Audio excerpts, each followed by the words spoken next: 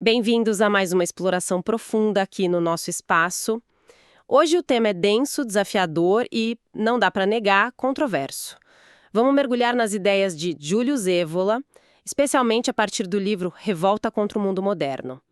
A gente tem aqui uns excertos que trazem uma visão filosófica, histórica, bem particular, né? Evola basicamente desenha um contraste radical entre dois mundos. O que ele chama de mundo da tradição. Com T maiúsculo, é importante notar. Isso, com T maiúsculo. E do outro lado, o mundo moderno. Nosso objetivo aqui hoje é tentar descompactar esses conceitos principais do Evola, o que é essa tradição, essa ideia de involução histórica, que é o oposto do progresso que a gente costuma pensar, Completamente o oposto. a defesa da hierarquia, a crítica, assim, feroz à modernidade. Vamos tentar fazer isso de forma clara, imparcial, sabe? Vendo o que está nos textos que a gente tem, sem necessariamente concordar ou discordar. Ok, vamos lá então, vamos descompactar isso. Para começar, me ajuda a entender melhor esse conflito central. O que exatamente define esses dois mundos na visão dele? Tradição versus moderno. Claro. É fundamental pegar isso. Para Évola, tradição, assim com um T maiúsculo, não é só, tipo, o passado, costumes antigos. Não. Ele usa o termo para descrever civilizações onde o eixo era o sagrado, o transcendente. Ah, entendi. O foco no espiritual. Exato. A ordem social vinha de cima, era hierárquica e refletia princípios que ele via como eternos, sabe? Superiores ao tempo. Pensa, sei lá, na realeza divina, no sacerdócio como ponte para o divino. Não é nostalgia, é um modelo. Um modelo civilizacional baseado no imutável, então. E o mundo moderno, como fica nesse quadro? Bom, aí é inversão total na visão dele. O mundo moderno seria focado no temporal, no humano, cada vez mais no materialismo, o individualismo que a gente vê, a democracia como poder vindo de baixo. Do povo, né? Sim, do povo. O igualitarismo como ideal. Tudo isso, para Évola, são sintomas claros de um desvio, de uma decadência em relação àquele eixo transcendente da tradição. Ele até fala num dualismo de civilização, como se fossem dois tipos quase universais, sabe? Que aparecem na história dependendo se o foco é no sagrado ou só no humano, no material. Interessante essa ideia de categorias quase a priori. E ele sugere que para entender a crise atual, a gente precisa olhar para trás, mas não para a história recente, e sim para essas civilizações tradicionais. Tipo, precisamos de novos olhos e ouvidos. Exatamente. Ele argumenta que as raízes da desordem moderna são muito profundas, e só dá para entender à luz dessa tradição perdida. Para Evola, olhar para essas formas antigas não é só academia. É a chave para diagnosticar o presente. É quase como dizer, sem entender a saúde, que seria a tradição, não dá para entender a doença, a modernidade. Isso leva direto para uma das ideias mais radicais mesmo e que vai contra o senso comum, a involução. Aqui a coisa fica realmente interessante. Ele diz que a história não progride, mas regride, um deslizar para baixo. Como ele justifica isso? Esse é um ponto central e choca mesmo com a nossa mentalidade moderna. Ele foi influenciado por gente como René Guénon e por cosmologias antigas, tipo a hindu, com o ciclo das yugas, as eras do mundo. Ah, as yugas? Isso. Então ele rejeita de cara a noção de evolução linear, de progresso contínuo. Para ele, isso é coisa do darwinismo, do materialismo. A história, para Evola, é um processo de degeneração espiritual. Degeneração a partir de onde? De um ponto inicial? Exato. A partir de uma idade de ouro primordial, a Satya Yuga dos hindus. Seria um tempo de conexão direta com o divino, espiritualidade total, transparente. A história, então, seria essa tensão constante entre o princípio urânico, que ele associa ao celestial, ao ser imutável, à ordem, ao masculino espiritual, Certo. e o princípio ctônico, ligado à terra, ao devir, à matéria, ao instável, ao feminino primordial. Com o tempo, segundo Evola, o princípio inferior, o ctônico, vai ganhando força. Vai obscurecendo a conexão com o transcendente. E como isso se manifesta nas eras? Ele usa esse esquema das yugas? Usa. Ele adota o esquema das 4 eras: ouro, prata, bronze e ferro. A idade de ouro, Satya Yuga, seria a era da pura espiritualidade, da realeza divina. Na Idade de Prata, Treta Yuga, já começa uma diferenciação. A espiritualidade fica mais sacerdotal, mais ritual. Aí vem a Idade de Bronze, Dvapara Yuga, que é a ascensão do poder temporal, da casta guerreira, da vontade humana se afirmando. E, por fim, a nossa era, a Idade de Ferro, Kali Yuga, a Idade Sombria. A nossa era atual seria a Kali Yuga para ele. Sim, caracterizada pelo domínio dos valores mais baixos, materialismo, quantidade sobre qualidade, governo das massas, a democracia entra aí, e a perda quase total do sentido do sagrado, da transcendência. Então, o que a gente chama de progresso, tipo avanço tecnológico, mudanças sociais, para Évola seria, na verdade, o sintoma dessa queda, dessa Kali Yuga. Exatamente, ele diria que esses avanços são quase só no plano material, horizontal, e acontecem justamente porque a dimensão vertical, a conexão com o transcendente, se perdeu. O progresso material seria, assim, o outro lado da moeda do declínio espiritual. Falando em ordem e declínio, a hierarquia é outro ponto super importante para ele. Ele defende o sistema de castas, né? Usa o modelo indo-ariano, brahmanes, kshatriyas, etc., e até Platão. Isso hoje soa complicado, para dizer o mínimo. Como ele justifica? Sim, é talvez um dos pontos mais controversos mesmo. É importante tentar entender a perspectiva dele, mesmo sem concordar, claro. Para Évola, as castas, no sentido tradicional idealizado, não eram só estruturas sociais arbitrárias ou de opressão econômica. Ele as via como um reflexo de naturezas diferentes, qualificações espirituais e funcionais que seriam inerentes às pessoas. O termo sânscrito dharma é chave aqui. A função própria, a lei interna de cada um. Tipo a ideia do Platão da justiça na cidade, cada um fazendo a oikyo para agir. Exatamente essa analogia que ele usa. A justiça de Kaiosene em Platão seria essa harmonia funcional. Cada parte da sociedade e da alma fazendo perfeitamente a sua função natural.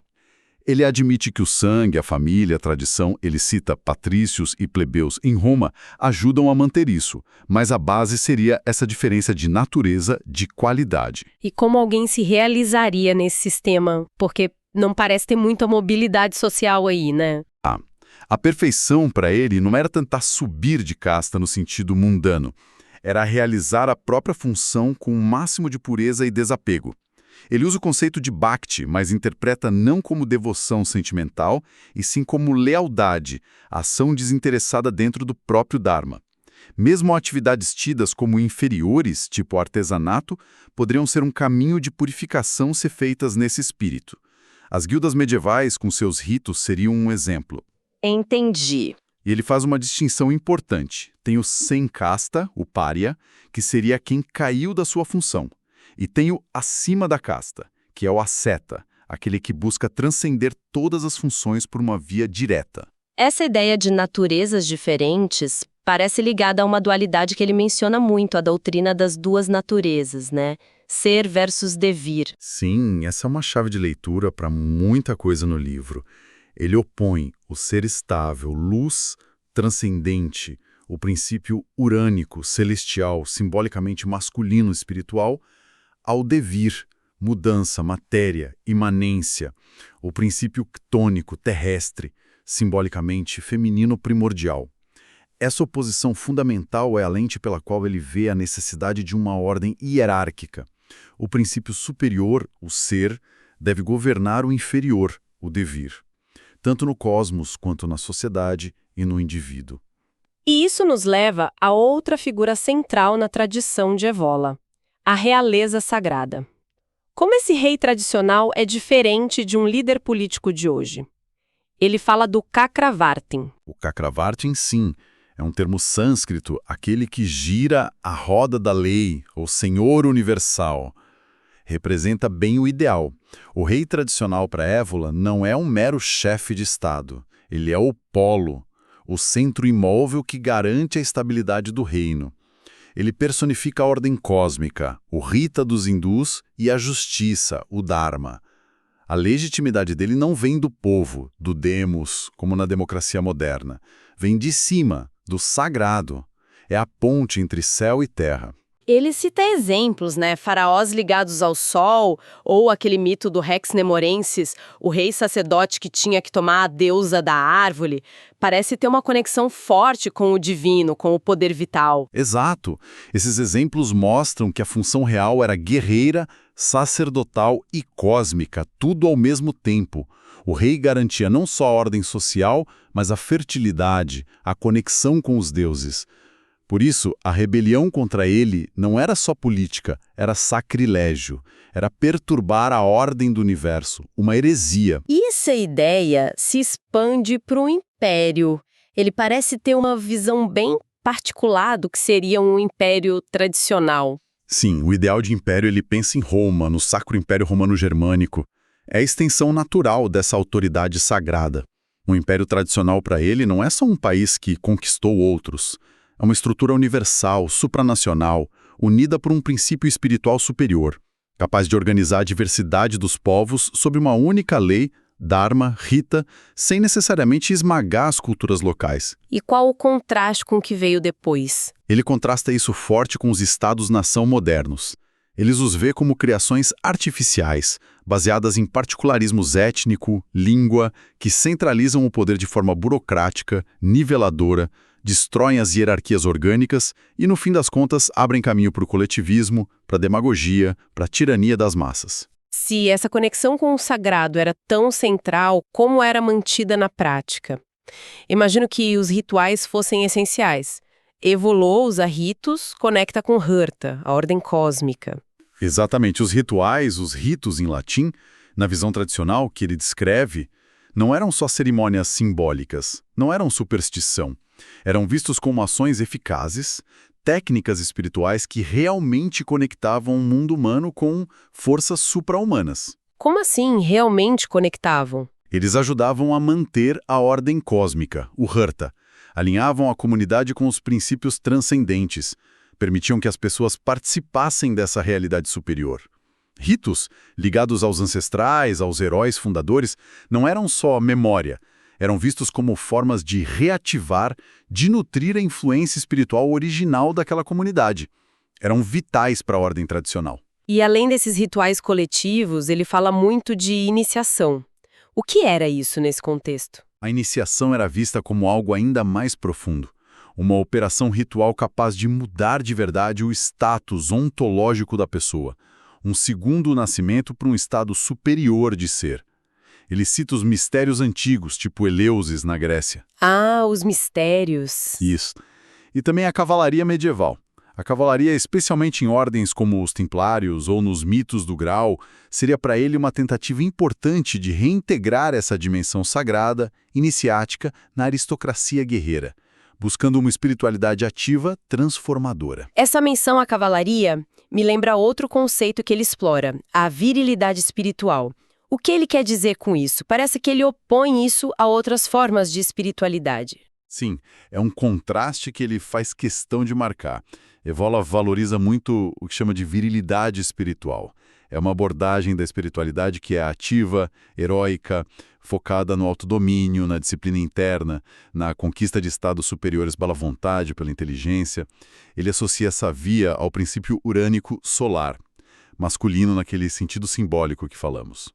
E qual seria o oposto? Ele contrasta isso com formas de espiritualidade que ele vê como mais passivas, devocionais, baseadas na fé sentimental, na entrega emocional a um Deus externo, vias que ele associa ao princípio lunar, ctônico, feminino de novo, simbolicamente. E dentro dessa linha mais ativa, viril, ele distingue tipos diferentes, certo? Fala de ascetismo. Correto. Ele identifica principalmente dois tipos de ascetismo que se encaixam nessa busca ativa pela transcendência. Primeiro, o ascetismo contemplativo. Como funciona esse? Esse usa o conhecimento, a técnica meditativa, a disciplina mental, para libertar o eu transcendente das amarras do ego e do mundo fenomênico. Geralmente, não depende de deuses pessoais ou devoção sentimental. Ele dá como exemplos o budismo original, antes de ficar mais devocional, e o neoplatonismo. Tem até aquela frase famosa do Plotino que ele gosta. Os deuses devem vir a mim, não eu a eles. O foco é na técnica, na realização direta. E o segundo tipo? O segundo é o ascetismo guerreiro. Aqui, a própria ação no mundo, especialmente a guerra ou combate, é vista como um possível caminho ascético, uma forma de disciplina e autotranscendência. A guerra como caminho espiritual. Isso é forte. Sim, a exposição ao perigo, a necessidade de autocontrole absoluto, a lealdade, o sacrifício, tudo isso poderia levar a uma ruptura do nível comum. Evola dá muitos exemplos. A relação dos samurais com o Zen, os guerreiros astecas buscando morrer em batalha para ir para a Casa do Sol, os nórdicos e Valhalla para os heróis. O Islã também entra aí. Entra. A concepção da jihad, da Guerra Santa, como caminho espiritual. Até aquele dito, o paraíso jaz sob a sombra das espadas. As cruzadas medievais também, vistas não só como guerra, mas como peregrinação armada, uma paixão. Vita est militia super terra, né? A vida na terra é uma milícia. A vitória nesse contexto podia ser vista como um sinal místico, uma confirmação divina. É uma perspectiva sobre guerra e espiritualidade bem diferente da nossa hoje, juntando tudo isso à tradição perdida, involução, hierarquia, realeza sagrada, ritos, essa espiritualidade ativa, como isso tudo desemboca na crítica dele ao mundo moderno. Quer dizer, então, o que tudo isso significa para ele, quando olha para o nosso tempo? Desemboca numa rejeição quase que completa. Para Évola, a modernidade não é só diferente da tradição. Ela é a inversão. É a fase final, a mais degradada do ciclo descendente. É a Kali Yuga em plena manifestação. Todos os pilares do mundo contemporâneo, democracia, liberalismo, socialismo, comunismo, humanismo, racionalismo científico, materialismo, feminismo, nacionalismo. Tudo isso é visto por ele como etapas sucessivas da ascensão e do domínio final dos valores e das mentalidades das castas inferiores. Primeiro, a ascensão dos mercadores, os vaixas, com o foco no lucro, na economia. Depois, a ascensão dos servos, do proletariado, os shudras, com o foco na matéria bruta, no coletivismo, na rebelião contra qualquer autoridade superior. Ele faz críticas mais específicas a aspectos da vida moderna. Sim, muitas, e são bem radicais. Ele critica essa obsessão moderna com o trabalho e a economia, vê isso como sinal de uma civilização de escravos, onde a gente é reduzido à função produtiva e a vida vira só busca por subsistência e conforto material. Nossa! O feminismo e a busca pela igualdade entre sexos. Para ele, são sintomas da perda da polaridade tradicional, da degenerescência da masculinidade e da feminilidade, levando a uma indiferenciação que dissolve a família, a ordem social. O nacionalismo, mesmo que pareça ordem contra o globalismo, ele critica por ser um particularismo. Fragmenta a unidade espiritual universal, a ecumene tradicional, e concentra o poder no Estado laico burocrático que nivela tudo e prepara o terreno para o coletivismo. E sobre os grandes sistemas políticos? Ele via o americanismo com o seu pragmatismo, materialismo, cultura de massa, e o comunismo soviético, materialismo dialético, coletivismo forçado, perseguição à espiritualidade, como duas faces da mesma moeda moderna, antitradicional. Ambos seriam expressões do domínio da quantidade, da massa, da técnica sem espírito. Hostis à afirmação do indivíduo absoluto, do eu transcendente. A meta comunista, de abolir a propriedade privada, criar o homem coletivo, seria o ápice disso. E a ciência, a arte? A ciência moderna é profana porque se limita ao físico, ao quantificável, ignorando ou negando qualquer realidade superior. A arte moderna é decadente, ou serve a fins comerciais, decorativos, ou expressa só a subjetividade caótica, a dissolução interior. E até a própria ideia de evolução e progresso, como a gente falou, ele desmonta como um mito moderno fundamental. Uma profissão de fé dualivista que justifica a decadência invertendo a ordem real, fazendo crer que o inferior veio antes do superior. É uma visão realmente sombria, implacável. O retrato final é de um mundo que perdeu o centro espiritual, dominado por forças quantitativas, coletivas, quase infra-humanas, onde aquele tipo de indivíduo que ele valoriza, vertical, centrado, espiritualmente viril, está cada vez mais isolado, sem referência.